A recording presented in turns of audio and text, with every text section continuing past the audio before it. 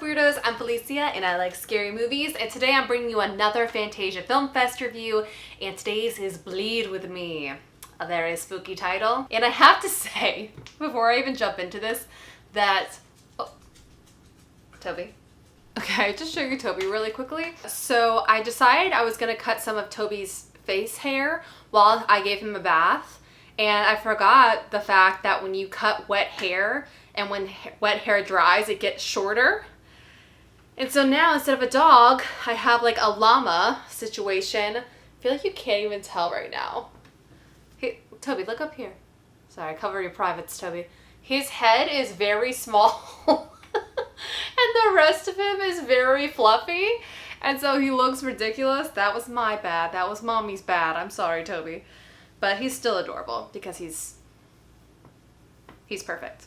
Even with a bad haircut. Okay, what I was gonna say is that for Fantasia, there is a ton of movies, and I had to make some choices. I knew I could only review so many. I knew this is about to be a very busy time for me, so I was like, okay, I'm just gonna make some choices, and somehow I picked 3 of the movies that are all like take place in the winter, woodsy, dark, sad kind of atmosphere. And I just think it's so funny. So today I wore a blue lip and a frosty shirt because it's chilly in here. Just kidding, I'm kind of sweating. I got a comment recently that was like, wow, it took you long enough to get to the movie. And I'm just like, welcome to my channel. Okay, so Bleed With Me. Here we go. This is the feature debut of Amelia Moses. She's a Canadian filmmaker. And this one really surprised me. When I saw the trailer, I was interested in the tone of the movie, but I wasn't sure I was going to be interested in the plot. I was like, this might be boring, but we're going to give it a shot. And it was captivating. So for a little plot, it takes place in an isolated cabin in the middle of winter, where our main character of Rowan is sort of third wheeling on a couple's trip with Emily and Brendan. Brendan is not super happy about it. And throughout the movie, Rowan becomes more and more paranoid that Emily is drugging her and stealing her blood. Yikes. So my favorite thing about this movie is sort of the relationship between Emily and Rowan.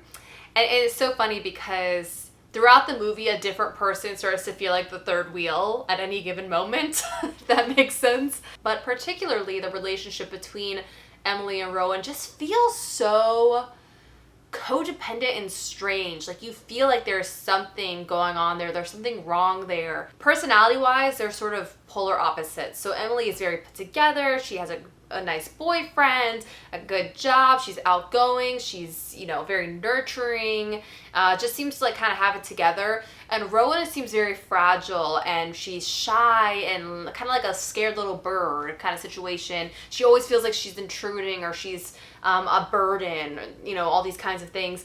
And the way in which their relationship works together, it almost reminds me of like a little Munchausen's by proxy situation, where throughout the movie, Rowan is getting more and more ill, that's what I'll say, and Emily is getting more and more motherly towards her, and it just gets very strange. And then while this is going on, Rowan starts having all these nightmare images, flashes of paranoia. And and she's our narrator, right? So you sort of have this unreliable narrator where you don't know if she is crazy or if she is like sort of being held captive or maybe not at all. In terms of vibe, this is a very quiet, isolating horror movie. It's very understated, I'll say. I mean, in terms of production, yes, there's only 3 characters, 1 location, and it's just about what happens inside this spot. But between the isolation and the alcohol and the nightmares, we start to find ourselves in a psychological thriller. Something else I weirdly like about this movie that I feel like I would complain about in other movies is sort of the lack of information about the characters. We know so little about their background that it's basically impossible for us to decipher who is the crazy person and who is the sane person. And I just think it's so smart and keeps you really guessing throughout the movie And we get these little snippets of information throughout, but it's like, it's never quite enough. It's never quite enough to really know. And I love that about this movie. They really like, it keeps its cards close to its chest. Is that a saying?